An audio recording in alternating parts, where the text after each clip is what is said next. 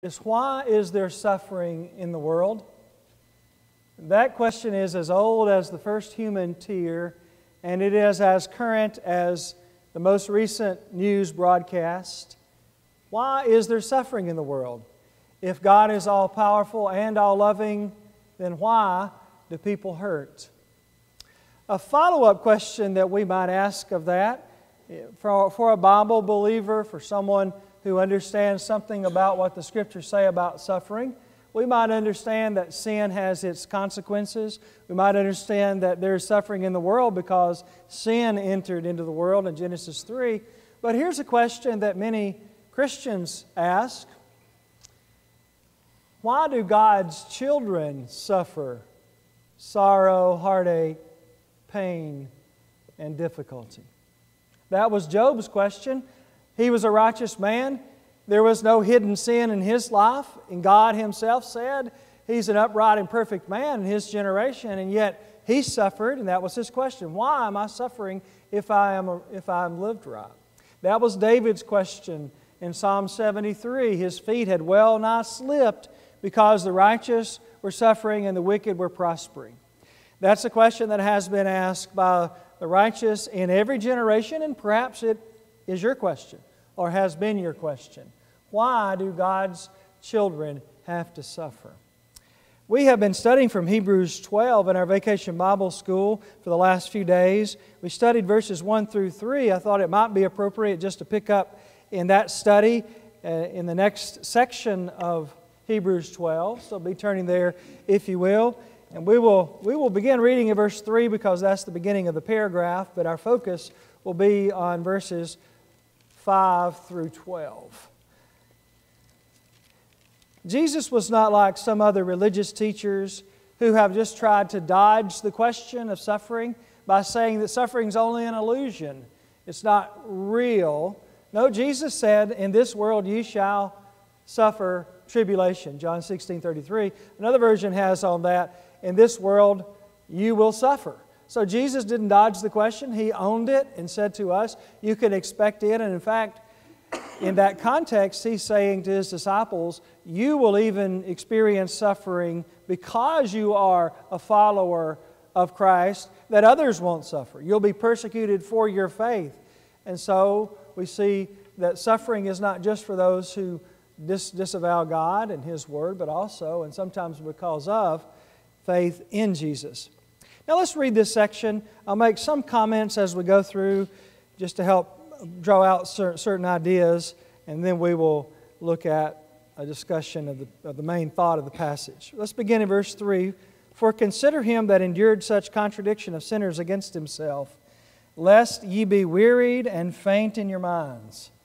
Now the larger context of the book of Hebrews, of course, is that there were Christians who were being persecuted, what we might call mild to moderate persecution. He's going to say in this context, you have not yet resisted unto blood. So they had not yet faced physical persecution or martyrdom, but they were facing social and economic persecution. Those are the first two areas that a society generally asserts its disapproval of Christians in. That is, they are identified, rejected, and ostracized, made the butt of jokes, and made they're blamed for certain views that they take. And then the second one is economic. In this case, they had suffered the confiscation of their goods or the spoiling of their homes. So they had already had some come in because they were Christians, take advantage of them. In more modern context, it generally takes the form of penalties and fines. If you teach this, if you hold this, then we're going to take away your tax-exempt status, or we're going to slap this fine on you for violating this code or this law. So we see that Satan really hasn't changed much. And then we're going to see later that the persecution can escalate to physical persecution, stripes and imprisonments and even martyrdom. In this case, some of them were thinking about leaving Christ and going back to Judaism. They're saying, we were Jews before we became Christians, and Jews didn't have to suffer like this. I think I'm going to go back and be a Jew again. And Paul, if he be the writer of Hebrews, which seems most likely, says to them, you can't go back. There's no salvation in Judaism since Christ has replaced that law, and everything about Christianity is better than Judaism anyway, and better is the key word of the book. How he shows that Christ is better than Moses, and the New Testament's better than the Old Covenant, and so forth as you go through the book. So, writing in that larger context of Christians that were thinking about quitting because of persecution, we're suffering, it's not worth it, he writes to them, consider Jesus. Jesus was the most righteous man who ever lived, the only sinless one, and he suffered contradiction of sinners against himself, the opposition of his enemies, and how they arrested him, they slandered him, they beat him, they ultimately killed him. So when you became a Christian, you were following one who suffered, and therefore it is to be expected that those who follow him may have to go down that same path. That's what verse 3 means. So don't be wearied and faint in your mind. Don't let that knock you off your course just because others disapprove or hurt you. Verse 4, you have not yet resisted unto blood, striving against sin. You haven't yet had to bleed for your faith. Now, striving against sin, sin is the enemy of both God and man. It's the one thing that can destroy your life eternally. Now, there are some things that the world may be able to do to destroy life here for us, destroy our comfort, but they cannot touch our souls. They cannot touch what is truly valuable. Matthew 10:28, don't fear those that kill the body, but fear him who is able to destroy both soul and body in hell. That's the great fear. And sin is the one thing that will send a person to hell and that we must be rid of in order to go to heaven. So we must strive against sin. That's strive against personal sin, strive against sin in our families, and to the degree that we have influence, to strive against sin in our society. We must be a voice crying in the wilderness, if that's what it takes, that this behavior God does not approve. This action is not what we ought to be doing. So we need to cry out against sin, striving against sin. Now verse 5, and ye have forgotten the exhortation which speaketh unto you as unto children. He reminds them that this is not a new doctrine. Proverbs 3, 11, and 12 has been in the Hebrew Bible all the way since the days of Solomon. Almost 1,000 years before Christ came, it was written in the Bible, and it had been available, and they had no doubt learned it and memorized it. So Paul quotes it here and says, you've forgotten what the Old Testament said. It's still true. Which speaketh unto you as unto children. The word child, son, sons, and children will be used 6 times in these next 3 verses. That's the key idea, the key concept here. And what he's doing is showing that we have a God in heaven, but that God is not just a sovereign king, He's also a loving Father. And that's the emphasis here. We are not only soldiers in His army, we're not only citizens in His kingdom, but we are also children in His family. Now watch this. Speaketh unto you as unto children, my son, despise not thou the chastening of the Lord, nor faint when thou art rebuked of Him. You notice how persecution is now changed from something that is exerted on Christians from the world, from their enemies, and now is said to be from God.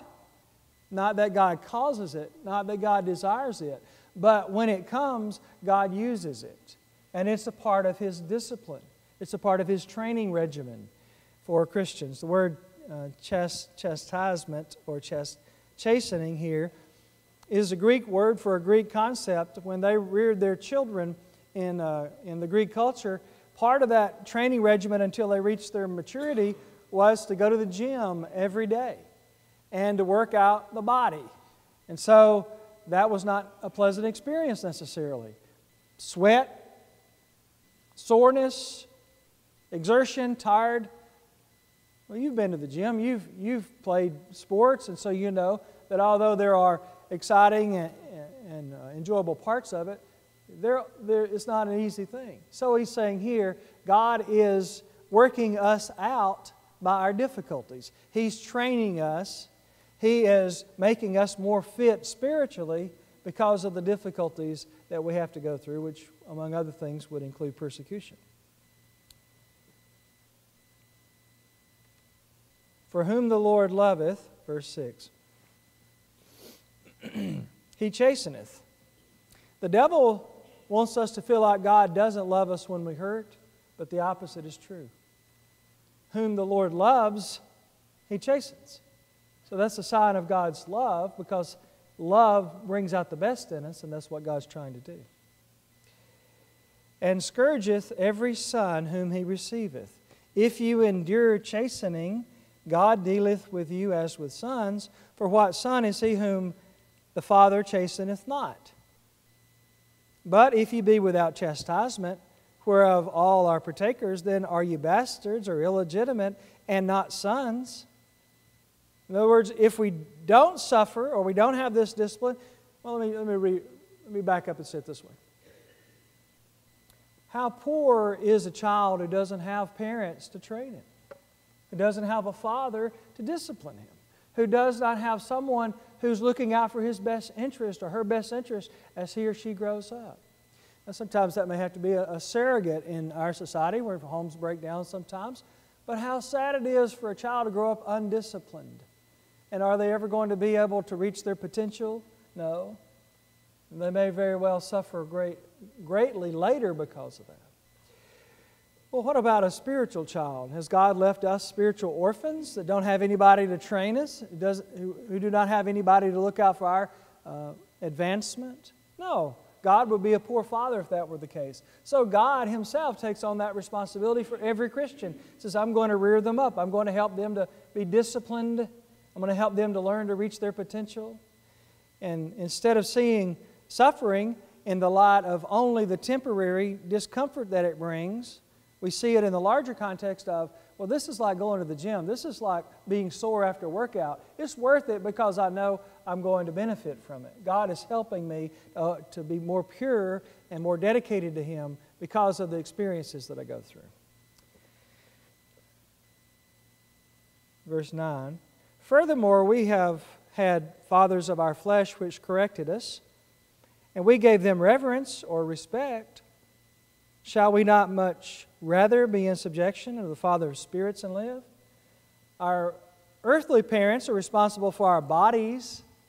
It is, we have their genes, but they are not responsible for our souls. The Father of spirits is God. And our fathers on earth, we gave them respect because they deserved it, because God said to do it, because we feared their discipline.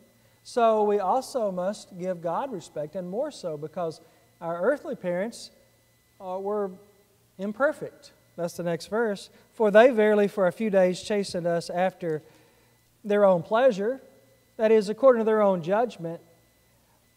But was that judgment always perfect? No.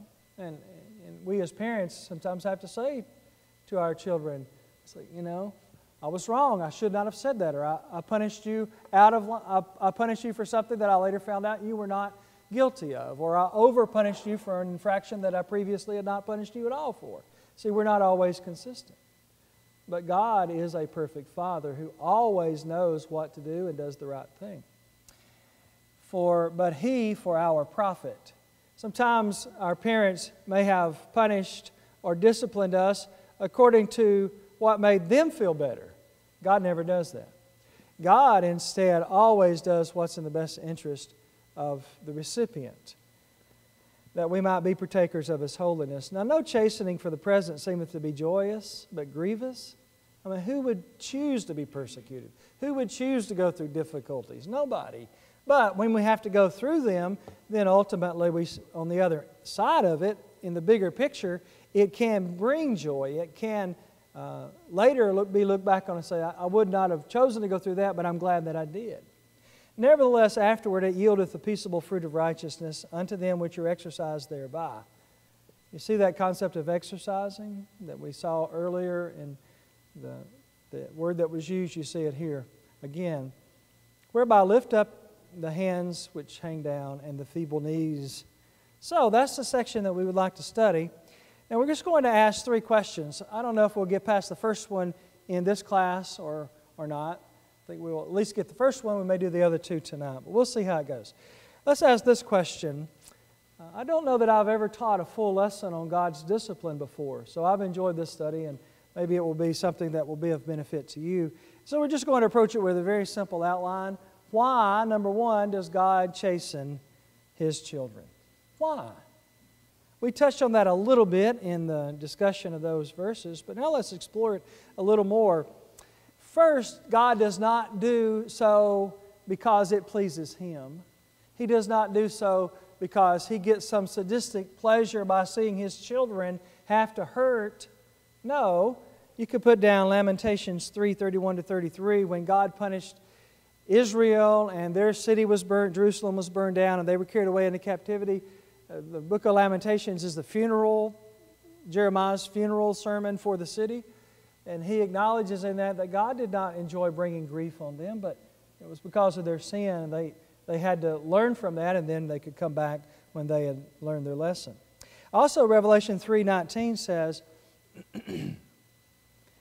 as many as I love, I rebuke and chasten. Not as many as I hate, but as many as I love, I rebuke and chasten. So you see again that that's because God loves us, not because He's angry with us. Perhaps the best single verse to show why God chastens us is Genesis 50, verse 20.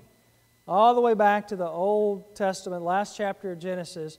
And you may remember that the book of Genesis, the second half of it, is divided among those great patriarchs, Abraham, Isaac, Jacob, and Joseph.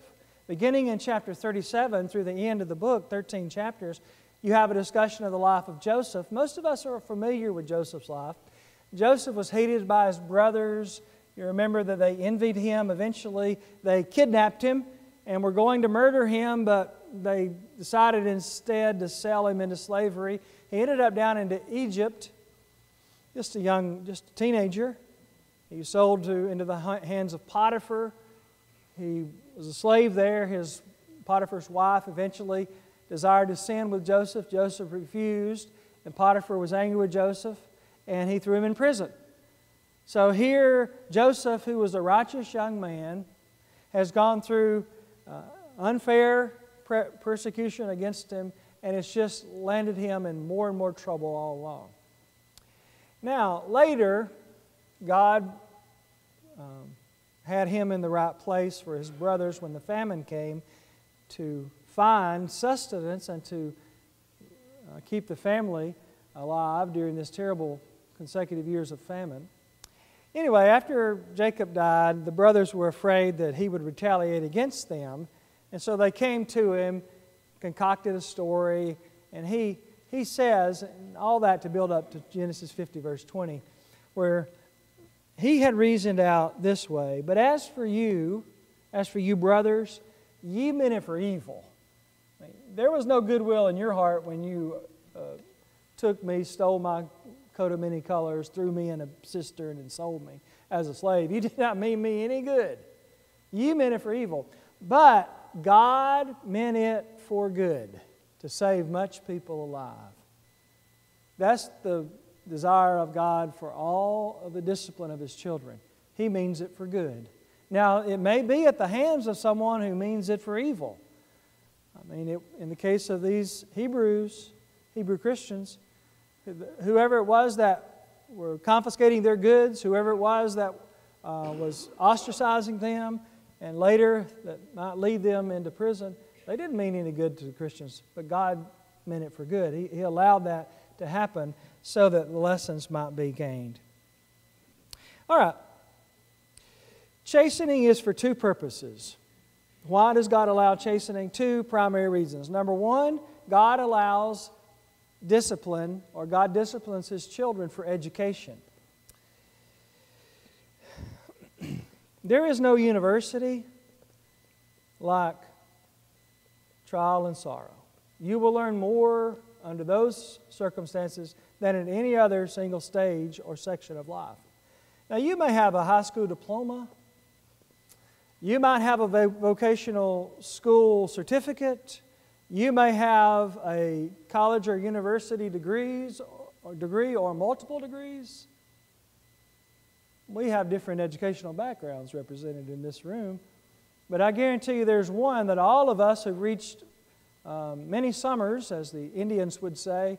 We all have a diploma from the University of Hard Knocks. I mean, you don't get out of this world without difficulty, without bruises, without challenges to your faith. And in that school, we will learn lessons that we couldn't learn in high school. We couldn't learn in vocational school. We couldn't learn in any university. The children of Israel, when they were brought out of Egypt on the way to Canaan, went to school in what we might call the wilderness school. It ended up because of their sin, they were there for 40 years. And they were a different people, not only literally because the older generation had died off, but also they were a different people in the sense that they were not the slaves that they had been down in Egypt. Now they were hardened by this wilderness wandering. They had learned to again respect the will of God so that when they went in to conquer Canaan, they were prepared to inhabit those cities and to make of themselves a nation. God had educated them by difficulty, sorrow, and trial. It's interesting when you think about the context here in Hebrews of persecution against Christians being used by God, and those two different entities coming from different perspectives. Men may persecute us because we are religious, but God uses the same persecution to make us more religious. You see how the devil loses in that? Men may try to get us to give up our profession. God uses the same events to test the authenticity of our profession. These trials can bring about not the desired end of the ones who are bringing them upon us, but can be used by God to accomplish what He sees is best for us. And none of us could say that we are beyond the need for training, that we've lived long enough, we don't need any more discipline as from God. Well, who could say that? The only person who could ever have said that was Jesus Christ. And even He learned by the things which He suffered, Hebrews 5:7, that His faith was tested as ours will be. God uses suffering to teach us four things. It's still under the education point. Number one, to teach us correction. That's Hebrews 12:9. Our fathers corrected us, God corrects us. How poor a father we would be if we watched a child do something we know was dangerous to him, was antisocial behavior, that if he continued along that path would ruin his life, and we just let it go. Well, what would that say about God, who let His son or daughter sin and go into a path that was dangerous to him or her and not do anything about it? You see, discipline has the one aspect of correction. Number two, and the first three are all from the context that we read. That's Hebrews 12:9. Hebrews 12:10 says that chastening is for the purpose of making us partakers of God's holiness. It helps us to separate this world from the next world, to be more dedicated, which is what the word holy means, to be sanctified. It makes us more dedicated to God and more like God in character. Number three, it yields the peaceable fruit of righteousness. That's in verse 11. There are two ideas there. Righteousness is fairly close in meaning to holiness in the previous verse. It just means right living as defined by God. But the other idea there is of peaceable fruit of righteousness. So he has in mind bringing about peace to our lives, which seems the opposite of what would come from the turmoil of persecution. And also He wants us to learn to have peace with ourselves because we have peace with Him, and then peace within our circle, our families, our friends, but then as much as life in us, peace with all men. Romans chapter 12. So that's one of the results, or one of the things to learn in persecution, is to learn peaceableness. And then number four, and this is from another context, 1 Corinthians 11:32, which we'll look at later. It has the purpose of helping us not be condemned with the world. Not being condemned with the world. We'll talk about that more later, but it belongs in your notes at this point. So four things God hopes to teach us in chastening or in suffering: correction, partakers of holiness, peaceable fruit of righteousness, and help us not be condemned with the world. Now, we said that there are two primary purposes to God's discipline. One is education. The other is experience. Education, experience. If you were hoping to get a new job, you filled out your resume, or maybe you're filling out some forms before an interview process, the first thing that you would likely do is put down all of your educational experience. Well, I have this degree, I've taken these classes, I have this background academically. Another thing that you would do, and they would ask for, is, well, what experience do you have? Have you worked a similar job? Let's take two candidates for the same position. One has just finished his degree. Another has been out for a few years working in a similar job in another company. Both of them are applying for the position. All things being equal, which one's going to get hired? Most likely the one with the experience, because there are some things that you can't learn in a book. There's some things that you're going to learn, you're going to take from the book and learn how to apply it in a real-life situation to accomplish a certain production goal. So, experience. Same thing is true. Here, suffering is to teach us these certain lessons. Well, that's good to learn those lessons, but there are some things that God is going to need us to do that we need to learn, we need to have experience in order to be qualified to do. All right, I'm going to say this a different way. I can get in that glassy look like, what does that mean? Let me illustrate it this way. Let's say that God sees in the future, be it a month, a year, or 10 years from now, He's going to need somebody to accomplish a certain thing for Him. He sees in His infinite wisdom that there's nobody right now prepared to be that person. Is it possible that God might look around today and say, okay, this is the person I'm going to need to do this job, but he's not ready to do it yet. He needs to have some experience before he'll be qualified to do that job. And then, in God's infinite wisdom, bring into our lives the things that will teach us, give us the experience that later we will be able to use to accomplish the good purpose that He needs us to do. You could use Joseph as an example of that. We just went through his story, so I don't need to go back through much of it. But may I just remind you that God could see this famine coming, 14 years of famine, and His people are going to be hungry. Egypt was going to have... Now, we don't know why God chose for that famine to be there and not in Egypt, but that's the way it was. So, He put Joseph where He needed him, but that started 20 years before, where eventually Joseph went through all that and then was promoted and became next in line to the king, so that when his brothers came, they came into his presence. He knew them, recognized them, and provided for them. God put him where He needed him 20 years in advance. Well, look over to 2 Corinthians. I'll show it to you in a different context. Chapter 1, verses 3 through 5. 2 Corinthians 1:3, Blessed be God, even the Father of our Lord Jesus Christ, the Father of mercies. I know you're still turning, but I wanted to get to the last part of the verse. The God of all comfort. Everybody with me now? Let's read verse 4. Who comforteth us in all our tribulation. That's what we're talking about, isn't it? We hurt. God, I'm hurting.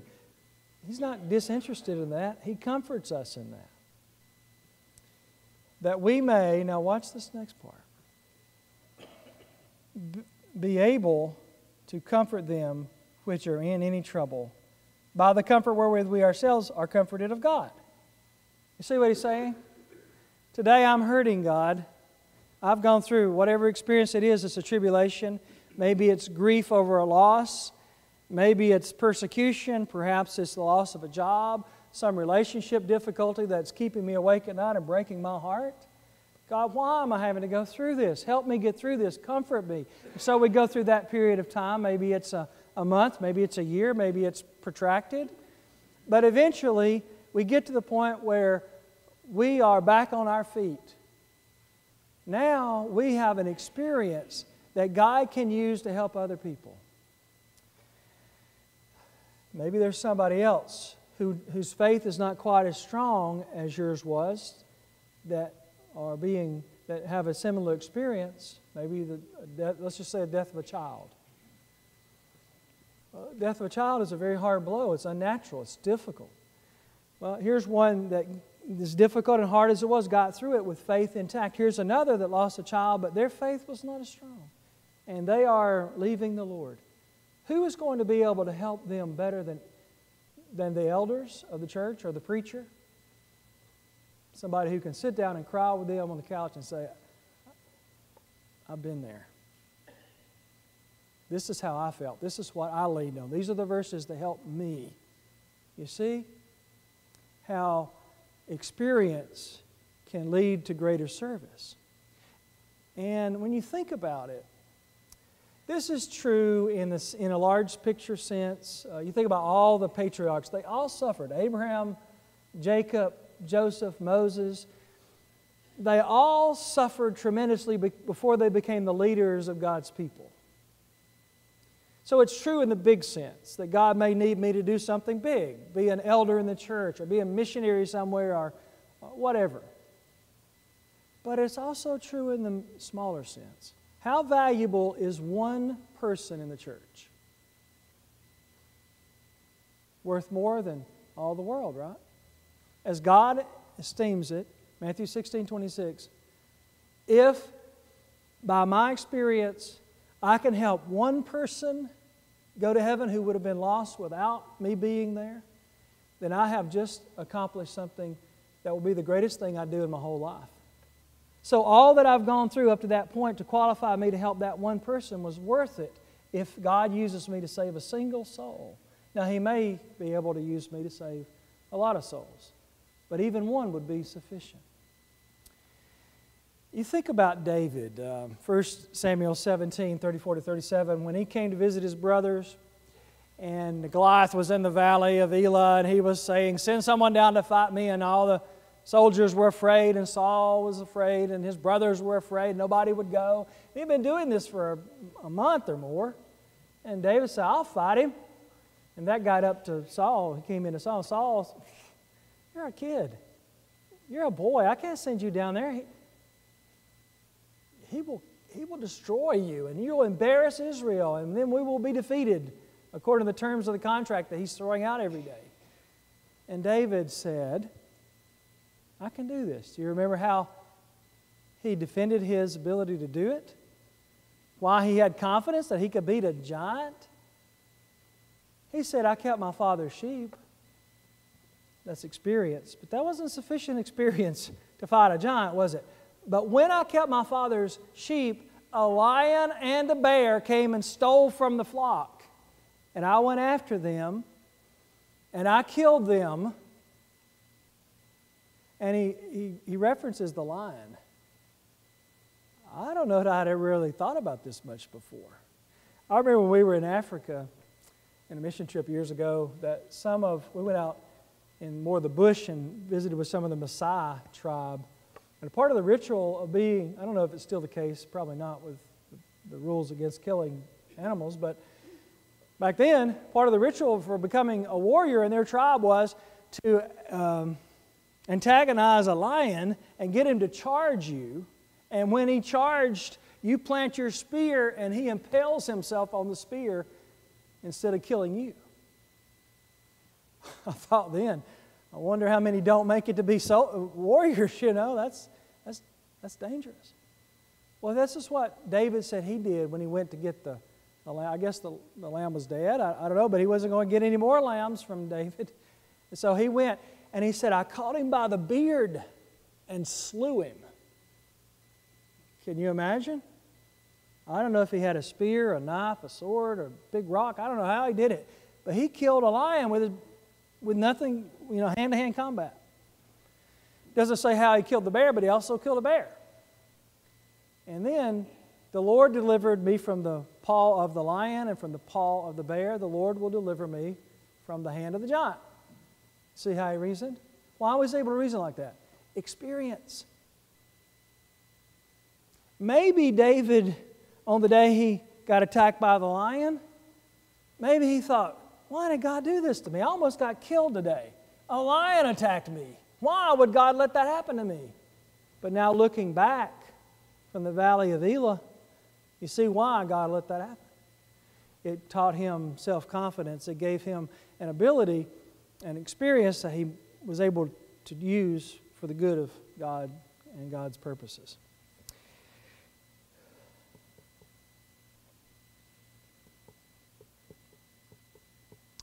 We'll say it this way, and then I'll illustrate it. We'll have to be finished. But first-hand experience in suffering is essential in equipping for ministry. First-hand experience in suffering. You can't read about it in a book and be qualified to be a leader. First-hand experience in suffering is essential in qualification for being a leader. Now, illustrate it. Somebody said, if you want a man whose lips drop down with pearls, look for one who has been in the deep waters. David was a fugitive before he was a king. He suffered before he wrote the songs. In fact, most of the Psalms were written out of difficulty, and most of the epistles of the New Testament were written from prison. You see how God used that to bless all generations. Most of the greatest thinkers, the greatest thoughts of the greatest thinkers, the greatest men of the ages, have come under times of duress. Bunyan wrote Pilgrim's Progress from jail. Florence Nightingale was too ill to get out of her bed when she reorganized the hospitals in England. Louis Pasteur was semi-paralyzed as he worked to fight against disease and was ultimately successful. And American historian Francis Parkman suffered so acutely that he was only able to work for 5 minutes at a time. And his eyesight was so poor that he could only scribble a few words on a page. But somehow he was able to write 20 volumes of magnificent history under those circumstances. So chastening makes us better by education and by experience. We will have to stop there, but we will, Lord willing, pick up tonight and talk about how God accomplishes this. You know, how can I recognize if God's chastening me, if God's disciplining me, or not? Sometimes it's not as clear cut. So we'll look at some of the things the Bible says along those lines. We thank you for your attendance this morning. We'll be dismissed until the worship hour.